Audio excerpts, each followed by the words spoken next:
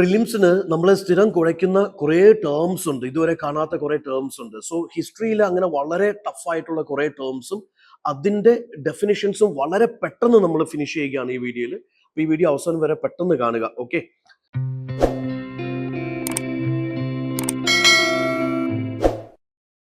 So അഡ്മിനിസ്ട്രേഷനുമായി ബന്ധപ്പെട്ട, റവന്യൂവുമായി ബന്ധപ്പെട്ട, ലാൻഡുമായി ബന്ധപ്പെട്ട, ട്രേഡുമായി ബന്ധപ്പെട്ട, കൾച്ചറുമായി ബന്ധപ്പെട്ട, ട്രഡീഷൻസുമായി ബന്ധപ്പെട്ട ടേംസ്. Starting with കുല്യവാബ, ദ്രോണവാബ. കുല്യവാബ, ദ്രോണവാബ എന്ന് പറയുന്നത് ഗുപ്ത കാലഘട്ടത്തിലും പോസ്റ്റ് ഗുപ്ത കാലഘട്ടത്തിലും നിലവിലുണ്ടായിരുന്ന ലാൻഡ് മെഷർമെന്റുമായി ബന്ധപ്പെട്ട ടേംസ് ആണ്. So they are actually land measurements. Okay, ഒരു ഭൂമിയിൽ വിതയ്ക്കാൻ ആവശ്യമായ വിത്തിന്റെ അളവിനെ അടിസ്ഥാനമാക്കിയുള്ള ഭൂമിയുടെ അളവുകൾ, അതിനെയാണ് കുല്യവാബ, ദ്രോണവാബ എന്ന് വിശേഷിപ്പിക്കുന്നത്. ഇനി എരിപ്പട്ടി സൗത്തിലേക്ക് വരുമ്പോഴത്തേക്കും ഈ പല്ലവ കാലഘട്ടത്തിലും ചോള കാലഘട്ടത്തിലും ഫേമസ് ആയിട്ടുള്ള ടേംസ് ആണ് എരിപ്പട്ടി എന്ന് പറയുന്നത്. എരിപ്പട്ടി എന്താണ്? ഗ്രാമങ്ങളിലെ ഈ ജലസേചന സംഭരണികൾ ഉണ്ടല്ലോ, അല്ലെങ്കിൽ ടാങ്കുകൾ ഉണ്ടല്ലോ, അതിനെ സംരക്ഷിക്കാൻ വേണ്ടിയിട്ടുള്ള വ്യക്തികൾ സംഭാവന ചെയ്യുന്ന ഭൂമിയാണ് ഈ പറയുന്ന ടാങ്ക് ലാൻഡ് ആണ് എരിപ്പട്ടി എന്നറിയപ്പെടുന്നത്. എന്ന് വെച്ചാൽ ഈ ഭൂമിയിൽ നിന്നുള്ള വരുമാനം ഈ ഗ്രാമങ്ങളിലെ ജലസേചന, കൃഷിക്ക് ആവശ്യമായിട്ടുള്ള ഈ ജലസേചന സംഭരണികൾ അല്ലെങ്കിൽ ടാങ്കുകൾ, അതിന്റെ സംരക്ഷണത്തിനും മെയിൻ്റെനൻസിനും വേണ്ടി മാത്രം ഉപയോഗിക്കുന്നതായിരിക്കും. ഓക്കെ, അതിനുവേണ്ടി മാത്രമുള്ള ലാൻഡിനെയാണ്, ടാങ്ക് ലാൻഡിനെയാണ് എരിപ്പട്ടി എന്ന് വിശേഷിപ്പിക്കുന്നത്. ഇനി വിഷ്ടി എന്നൊരു കോൺസെപ്റ്റ് ഉണ്ട്. വിഷ്ടി ഗുപ്ത കാലഘട്ടത്തിലും പോസ്റ്റ് ഗുപ്ത കാലഘട്ടത്തിലും ഫേമസ് ആയിരുന്നു. അപ്പൊ വിഷ്ടി എന്ന് പറയുന്നത് എന്താണ്? അതായത് ഈ നാടുവാഴികളോ അല്ലെങ്കിൽ ആ പർട്ടിക്കുലർ സ്റ്റേറ്റിന്റെ റൂളേഴ്സോ ഈ പാവപ്പെട്ട കർഷകരിൽ നിന്ന്, അല്ലെങ്കിൽ അവർക്ക് പ്രതിഫലമില്ലാണ്ട് നിർബന്ധിതമായിട്ടുള്ള തൊഴിൽ സംവിധാനം, അതിനെയാണ് ഫോഴ്സ്ഡ് ലേബർ, വിഷ്ടി എന്ന് വിശേഷിപ്പിക്കുന്നത്. ഓക്കെ, അപ്പൊ അതെന്താന്ന് വെച്ചാൽ അവർക്ക് പ്രതിഫലം ഇല്ലാണ്ട് ചെയ്യേണ്ട ഫോഴ്സ്ഡ് ലേബർ ആണ്, നിർബന്ധിത തൊഴിലാണ്. അത് നാടുവാഴികളോ അല്ലെങ്കിൽ ഈ പറയുന്ന റൂളേഴ്സോ ഇമ്പോസ് ചെയ്യുന്ന ഒരു സംഭവമാണ്. സ്റ്റേറ്റ് ഇൻകം ആണ് ഈ പറയുന്ന വിഷ്ടി എന്ന് പറയുന്നത്.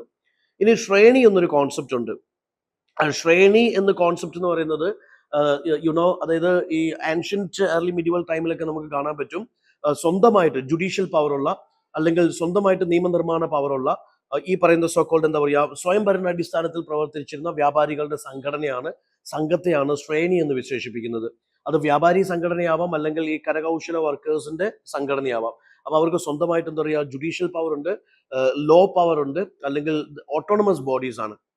ഇനി മറ്റൊന്ന് മണിഗ്രാമം എന്നൊരു കോൺസെപ്റ്റ് ഉണ്ട്. മണിഗ്രാമം അല്ലെങ്കിൽ നാനാദേശി, അത് ചോള കാലഘട്ടത്തിൽ ദക്ഷിണേന്ത്യയിൽ അല്ലെങ്കിൽ സൗത്ത് ഇന്ത്യയിൽ ഫേമസ് ആയിട്ടുണ്ടായിരുന്ന സംഘങ്ങളാണ് മണിഗ്രാമം, നാനാദേശി എന്ന് പറയുന്നത്. എന്ന് വെച്ചാൽ സൗത്ത് ഏഷ്യയിലും സൗത്ത് ഈസ്റ്റ് ഏഷ്യയിലേക്ക് സമുദ്ര വ്യാപാരം നടത്തുന്ന ഈ പറയുന്ന സ്വയംഭരണാവകാശമുള്ള അന്തർദേശീയ വ്യാപാരി സംഘങ്ങളാണ് മണിഗ്രാമം എന്ന് പറയുന്നത്. Okay, so they conduct maritime trade in south east Asia, and അവർ സ്വയംഭരണ അവകാശമുള്ള അന്തർദേശീയ വ്യാപാരി സംഘങ്ങളാണ് മണിഗ്രാമം, നാനാദേശി. തനിയൂർ എന്നുള്ളൊരു കോൺസെപ്റ്റ് ചോള കാലഘട്ടത്തിൽ വളരെ ഫേമസ് ആയിരുന്നു. അതായത് ഈ എന്താ പറയുക, സ്വതന്ത്ര ഭരണ വരുമാന യൂണിറ്റുകളായി മാറിയ വളരെ വലുതായിട്ടുള്ള സമ്പന്നമായിട്ടുള്ള ഗ്രാമങ്ങളെയാണ് നമ്മൾ, അല്ലെങ്കിൽ ടൗൺഷിപ്പുകളെയാണ് നമ്മൾ തനിയൂർ എന്ന് വിശേഷിപ്പിക്കുന്നത്. ഇനി ശ്രമണ എന്നൊരു കോൺസെപ്റ്റ്, നമ്മൾ റിലീജിയനിലേക്ക് വരുമ്പോൾ ശ്രമണ എന്നൊരു കോൺസെപ്റ്റ് ആൻഷ്യൻ ഇന്ത്യയിൽ കാണാൻ പറ്റും.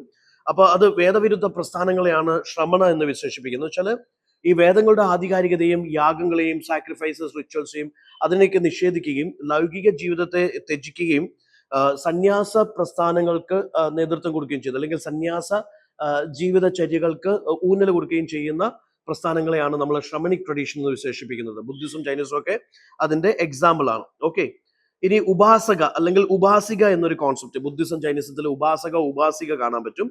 അപ്പൊ അവരെന്ന് വെച്ചാൽ സന്യാസ ജീവിതത്തിലേക്ക് കടക്കാണ്ട് ഗാർഹിക ജീവിതം നയിച്ചുകൊണ്ട് തന്നെ ഈ പറയുന്ന സന്യാസ സമൂഹത്തെ പിന്തുണയ്ക്കാൻ വ്രതമെടുത്തവരെയാണ് ഉപാസിക അല്ലെങ്കിൽ ഉപാസിക എന്ന് വിശേഷിപ്പിക്കുന്നത്. സോ ഗാർഹിക ജീവിതം പിന്തുടരുന്നു, അത് വിട്ടുകളയുന്നില്ല, പക്ഷേ ഈ പറയുന്ന എന്താ പറയുക, സന്യാസ ജീവിതത്തിലേക്ക് കടക്കുന്നുമില്ല, പക്ഷെ ഗാർഹിക ജീവിതം പിന്തുടർന്നുകൊണ്ട് തന്നെ, അല്ലെങ്കിൽ അത് നയിച്ചുകൊണ്ട് തന്നെ സന്യാസ സമൂഹത്തെ പിന്തുണയ്ക്കാൻ വ്രതമെടുത്ത ആൾക്കാർ ഉപാസികാസ്.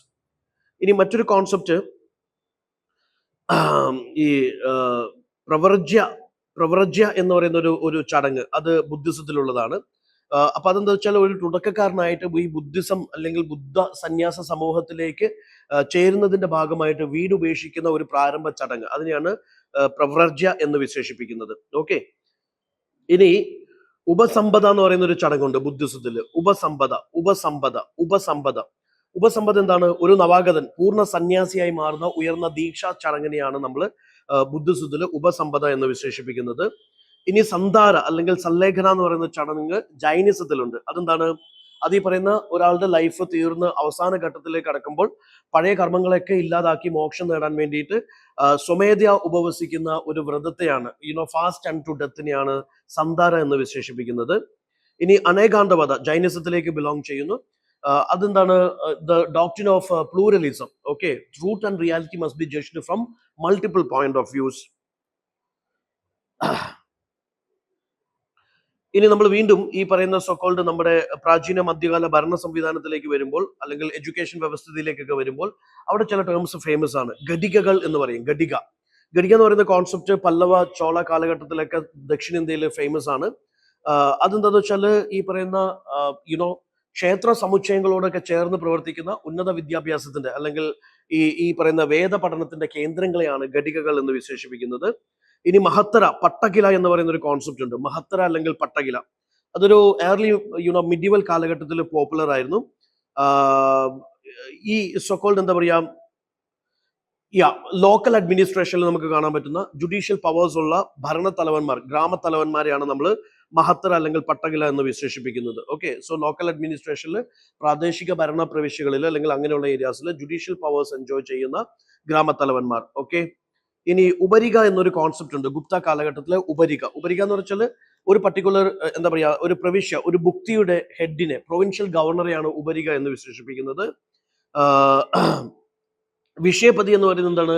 ഒരു ഉപരിക അല്ലെങ്കിൽ ഒരു പ്രൊവിൻഷ്യൽ ഗവർണറുടെ നേരിട്ടുള്ള അദ്ദേഹത്തിന്റെ നിയന്ത്രണത്തിൽ പ്രവർത്തിച്ചിരുന്ന ഒരു ജില്ലയുടെ ഹെഡിനെയാണ് വിഷയപതി എന്ന് വിശേഷിപ്പിക്കുന്നത്. സോ ഭുക്തിയുടെ ഹെഡ് ഉപരികയാണ്, ജില്ലയുടെ ഹെഡ് വിഷയപതിയാണ്. വിഷയ എന്ന് പറയുന്ന ജില്ലയാണെങ്കിൽ അതിന്റെ ഹെഡ് വിഷയപതിയാണ്. ഇനി മിഡീവൽ കാലഘട്ടത്തിലേക്ക് വരുമ്പോൾ ഡൽഹി സൽത്തനറ്റ് മുഗൾ കാലഘട്ടത്തിലേക്ക് ആമിൽ അല്ലെങ്കിൽ അമൽ ഗുസൂർ എന്ന് പറയുന്ന ഓഫീസർ ഉണ്ട്. അദ്ദേഹം ആരാണ്? ഈ പറയുന്ന സോക്കോൾഡ് ജില്ലാടിസ്ഥാനത്തിൽ അല്ലെങ്കിൽ ജില്ലാ തലത്തിൽ ഭൂനികുതി വിലയിരുത്താനും അല്ലെങ്കിൽ അത് പിരിച്ചെടുക്കാനും ചുമതലപ്പെട്ട ഓഫീസറിനെയാണ് നമ്മൾ ആമിൽ അല്ലെങ്കിൽ അമൽ ഗുസൂർ എന്ന് വിശേഷിപ്പിക്കുന്നത്. ഇനി പൈഗാബി എന്ന് പറയുന്ന ഒരു കോൺസെപ്റ്റ് ഉണ്ട്. നമ്മൾ എസ്പെഷ്യലി മുഗൾ സാമ്രാജ്യത്തിൽ പഠിച്ചിട്ടുള്ള പൈഗാബി എന്ന് പറയുന്ന ഒരു കോൺസെപ്റ്റ് ഉണ്ട്. പൈഗാബി എന്ന് പറയുന്നത് എന്താണ്? ഒരു ജഗീർദാറിന് നൽകാനായിട്ട് മാറ്റി വെച്ചിരിക്കുന്ന ഭൂമി. പക്ഷെ അങ്ങനെ ഒരു പുതിയ ആൾക്ക് നൽകുന്നതും വരെ അതിൽ നിന്നുള്ള വരുമാനം എങ്ങോട്ടേക്കായിരിക്കും കളക്ട് ചെയ്യുന്നത്? ഈ സെൻട്രൽ ഖജനാവിലേക്കായിരിക്കും കളക്ട് ചെയ്യുന്നത്. ഓക്കെ, അപ്പം ഒരു ജഗീർദാറിന് കൈമാറ്റം ചെയ്യുന്നോടം വരെ ഈ പറയുന്ന ഭൂമിയിൽ നിന്നുള്ള വരുമാനം സെൻട്രൽ ഖജനാവിലേക്ക് മാറ്റി വെച്ചിരിക്കുന്നു, അല്ലെങ്കിൽ അതിൽ നിന്നുള്ള വരുമാനം വരുന്നത് സെൻട്രൽ ഖജനാവിലേക്കായിരിക്കും. അങ്ങനെയുള്ള ഭൂമി അല്ലെങ്കിൽ അങ്ങനെയുള്ള വരുമാനം പൈഗാബി. ഇനി മുഗത്തംസ് എന്നുള്ള ഒരു കോൺസെപ്റ്റ് ഉണ്ട്. മുഗത്തംസും ഡൽഹി സൽത്തനറ്റുമായിട്ട് അസോസിയേറ്റഡ് ആണ്. അപ്പൊ അതെന്താന്ന് വെച്ചാൽ സൽത്തനറ്റിന് വേണ്ടി കർഷകരിൽ നിന്ന് നേരിട്ട് ഈ നികുതി പിരിച്ചിരുന്ന പ്രാദേശിക ഗ്രാമ തലവന്മാർ അല്ലെങ്കിൽ പാരമ്പര്യ ഭൂ ഉടമകൾ, അവരെയാണ് മുഗത്തമുകൾ എന്ന് നമ്മൾ വിശേഷിപ്പിക്കുന്നത്.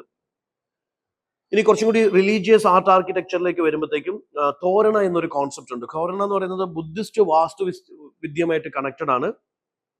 അതിൽ സ്തൂപ എന്ന് പറയുന്ന ഒരു കോൺസെപ്റ്റ് ഉണ്ടല്ലോ. സ്തൂപയുടെ 4 ദിക്കുകളിൽ നമുക്ക് പ്രവേശന കവാടങ്ങളുണ്ട്. കൊത്തുപണികളോട് കൂടിയ പ്രവേശന കവാടങ്ങളുണ്ട്. ആ പ്രവേശന കവാടങ്ങളെയാണ് നമ്മൾ തോരണ എന്ന് വിശേഷിപ്പിക്കുന്നത്. പിന്നെ ഹർമിക എന്നൊരു, അതും ബുദ്ധിസ്റ്റ് വാസ്തുവിദ്യയുമായിട്ട് കണക്റ്റഡ് ആണ്. അതായത് ഈ സ്തൂപത്തിന്റെ ഒരു അർദ്ധ ഗോളാകൃതിയിലുള്ള ആ കോൺസെപ്റ്റ് ഉണ്ടല്ലോ, എന്താണ്, അണ്ടയുണ്ടല്ലോ, താഴികക്കുടം, അതിന്റെ മുകളിലായിട്ട് സ്ഥിതി ചെയ്യുന്ന ചതുരാകൃതിയിലുള്ള ഒരു ബാൽക്കണി പോലെയുള്ള സ്ട്രക്ചറിനെയാണ് നമ്മൾ ഹർമിക എന്ന് വിശേഷിപ്പിക്കുന്നത്. ഈ പറയുന്ന സോക്കോൾഡ് ചൈത്യ വിഹാര എന്നുള്ളതും ബുദ്ധിസ്റ്റ് വാസ്തുവിദ്യയുമായിട്ട് കണക്റ്റഡ് ആണ്. ഈ സ്തൂപം ഉൾക്കൊള്ളുന്ന പാറ തുറന്നുണ്ടാക്കിയ പ്രാർത്ഥനാ ഹാളിനെ ചൈത്യ എന്ന് വിശേഷിപ്പിക്കുന്നു. സന്യാസിമാർക്ക് താമസിക്കാനുള്ള ഗുഹ അല്ലെങ്കിൽ ആശ്രമം അതിനെ വിഹാര എന്ന് വിശേഷിപ്പിക്കുന്നു. ഇനി സോഷ്യൽ ആസ്പെക്റ്റിലേക്ക് വരുമ്പോൾ ഏൻഷ്യൻ ടൈംസിലൊക്കെ അനുലോമ പ്രതിലോമ കോൺസെപ്റ്റ് ഉണ്ട്. അതൊരു വിവാഹ നിയമമാണ്. അനുലോമ എന്ന് പറയുന്നത് ഉയർന്ന വർണ്ണത്തിൽപ്പെട്ട പുരുഷൻ താഴ്ന്ന വർണ്ണത്തിൽപ്പെട്ട എന്താ പറയാ സ്ത്രീയെ വിവാഹം കഴിക്കുന്ന സാമൂഹികമായിട്ട് അംഗീകരിക്കപ്പെട്ട ഒരു വിവാഹ രീതിയാണ് അനുലോമ. പ്രതിലോമ എന്താണ്? സാമൂഹികമായിട്ട് അപലപിക്കപ്പെട്ട ഒരു വിവാഹ രീതിയാണ്. അതായത് താഴ്ന്ന വർണ്ണത്തിൽപ്പെട്ട പുരുഷന് ഉയർന്ന വർണ്ണത്തിൽപ്പെട്ട സ്ത്രീയെ വിവാഹം കഴിക്കുന്ന സാമൂഹികമായിട്ട് ഉൾക്കൊള്ളാത്ത അല്ലെങ്കിൽ എന്താ പറയാ വിലക്കപ്പെട്ട അപലപിക്കപ്പെട്ട രീതിയാണ് പ്രതിലോമ. വീണ്ടും മിഡിവൽ കൾച്ചറിലേക്ക് വരുമ്പോഴത്തേക്കും സൂഫിസുമായിട്ട് കണക്ട് ചെയ്യുന്ന ചില കോൺസെപ്റ്റ്സ് ഉണ്ട്. നമുക്ക് കാണാൻ പറ്റും ഈ പറയുന്ന ഖാൻഖാഹ് എന്ന് പറയുന്ന ഖാൻഖാഹ് ഖാൻഖാഹ് എന്ന് പറയുന്ന കോൺസെപ്റ്റ് സൂഫി വാസ്തുവിദ്യയുമായിട്ട് കണക്റ്റഡ് ആണ്. അതായത് സൂഫി സന്യാസിമാർ ജീവിച്ചിരുന്നതും ശിഷ്യന്മാരെ പഠിപ്പിച്ചിരുന്നതും അല്ലെങ്കിൽ ഈ യാത്രക്കാർക്കും ദരിദ്രർക്കൊക്കെ പാർപ്പിടം ഒരുക്കിയിരുന്ന, അഭയം നൽകിയിരുന്നതായിട്ടുള്ള വിശ്രമ കേന്ദ്രമാണ് കൻഹ എന്നറിയപ്പെടുന്നത്. ഓക്കെ. ഇനി സിൽസില എന്ന് പറയുന്നത് എന്താണ്? സൂഫി സംഘടനയാണ്. എന്ന് വെച്ചാൽ ഒരു സൂഫി ഗുരുവിനെ അദ്ദേഹത്തിന്റെ ശിഷ്യന്മാരുമായിട്ട് ബന്ധിപ്പിക്കുന്ന ആത്മീയ പരമ്പര അല്ലെങ്കിൽ ശൃംഖല, അതാണ് സിൽസില എന്ന് പറയുന്നത്. സമ എന്ന് പറയുന്നത് സൂഫി ആചാരമാണ്. അതിലെന്താ ഉദ്ദേശിക്കുന്നത്? അതായത് ദൈവമായിട്ട് അടുക്കാനും ആത്മീയമായിട്ടുള്ള ഒരു ഉന്മാദാവസ്ഥ കൈവരിക്കാനൊക്കെ വേണ്ടിയിട്ടുള്ള ആത്മീയ സംഗീത സദസ്സ് അല്ലെങ്കിൽ പ്രകടന സദസ്സ്, അതാണ് സമ എന്നുകൊണ്ട് ഉദ്ദേശിക്കുന്നത്. ഇനി മുൽഫുസാത്ത് എന്ന് പറയുന്ന കോൺസെപ്റ്റ്, മുൽഫുസാത്ത് എന്ന് പറയുന്നത് സൂഫി സാഹിത്യമായിട്ട് ബന്ധപ്പെട്ടതാണ്. അതായത് സൂഫി സന്യാസിമാരുടെ അവരുടെ സംഭാഷണങ്ങളും ഉപദേശങ്ങളൊക്കെ അവരുടെ ശിഷ്യന്മാർ സമാഹരിച്ച ഗ്രന്ഥങ്ങൾ, അതിനെയാണ് ഈ മുൽഫുസാത്ത് എന്ന് വിശേഷിപ്പിക്കുന്നത്. ഇനി സിയാറത്ത് എന്ന് പറയുന്ന ഒരു കോൺസെപ്റ്റ്, സിയാറത്ത് സൂഫിസത്തിൽ എന്താണ്? സൂഫി സന്യാസിമാരുടെ അനുഗ്രഹം തേടി, ആത്മീയ അനുഗ്രഹം തേടി അവരുടെ ശവകുടീരങ്ങളിലേക്ക്, അവരുടെ ദർഗകൾ വിസിറ്റ് ചെയ്യുന്ന തീർത്ഥാടന യാത്ര, അതിനെയാണ് നമ്മൾ സിയാറത്ത് എന്ന് വിശേഷിപ്പിക്കുന്നത്. ഭക്തി ട്രഡീഷൻസിലേക്ക് വരുമ്പോൾ സഗുണ നിർഗുണ കോൺസെപ്റ്റ് ഉണ്ട്. സഗുണ നിർഗുണ എന്ന് പറയുന്നത് ഒരു ഭക്തി ദൈവശാസ്ത്രമായിട്ട് റിലേറ്റഡ് ആണ്. എന്ന് വെച്ചാൽ ഗുണങ്ങളും രൂപവും ഭാവവും ഒക്കെയുള്ള ഹ്യൂമൻ ഷേപ്പിലുള്ള ദൈവത്തെ ആരാധിക്കുന്നതാണ് സഗുണ കൾട്ട് എന്ന് പറയുന്നത്. നിർഗുണ കൾട്ട് എന്ന് പറയുന്നത് സാർവത്രികമായിട്ടുള്ള, രൂപമില്ലാത്ത, ഓംനി പോട്ടന്റ് ആയിട്ടുള്ള, ഓംനി പ്രസന്റ് ആയിട്ടുള്ള, സാർവത്രികമായിട്ടുള്ള ദൈവത്തെ ആരാധിക്കുന്ന രീതി നിർഗുണ കൾട്ട്. ഇനി നാംഘർ എന്ന് പറയുന്ന ഒരു കോൺസെപ്റ്റ്, അസാമീസ് വൈഷ്ണവ ഭക്തി സെയിന്റ് ആയിട്ടുള്ള ശ്രീമദ് ശങ്കരദേവ പ്രൊമോട്ട് ചെയ്ത, ഇൻട്രൊഡ്യൂസ് ചെയ്ത എന്താ പറയുക, നാംഘർ എന്ന് പറയുന്നത് ഒരു സമൂഹ പ്രാർത്ഥനാ ഹാളാണ്. ഓക്കെ. അത് അവിടുത്തെ സാംസ്കാരിക നാടക കേന്ദ്രങ്ങളായിട്ടും പ്രവർത്തിക്കുന്നു. അപ്പൊ ഈ ടേംസ് ഒക്കെ നിങ്ങൾ വളരെ ഭംഗിയായിട്ട് പെട്ടെന്ന് പഠിച്ച് റിവൈസ് ചെയ്യുക. നാളത്തെ എക്സാമിന് അടിപൊളിയായിട്ട് പ്രിപ്പയർ ചെയ്യുക. Wishing all the best. Yes, presence of mind matters. Bouncers ഉണ്ടാവും, നോ ഇഷ്യൂസ്. യെസ്, ഈവൻ നിങ്ങൾ ചിന്തിച്ചു നോക്കുക, ഒരു 50-60 ക്വസ്റ്റ്യൻസ് അടിപൊളിയായിട്ട് ആക്യുറസിയോട് കൂടി ആൻസർ ചെയ്യാൻ പറ്റിയാൽ നിങ്ങൾ പ്രിലിംസ് ക്രാക്ക് ചെയ്യും. GS കഴിഞ്ഞ് കഴിഞ്ഞാൽ GS മാറ്റി വെച്ചേക്കുക. അതിന്റെ ടെൻഷൻ CSAT-ലേക്ക് കൊണ്ടുവരരുത്. CSAT കൂളായിട്ട് റിവൈസ് ചെയ്തിട്ട് പോയിട്ട് CSAT കൊടുക്കുക. All the best. Thank you. Gallant IAS, chasing your passion to ace.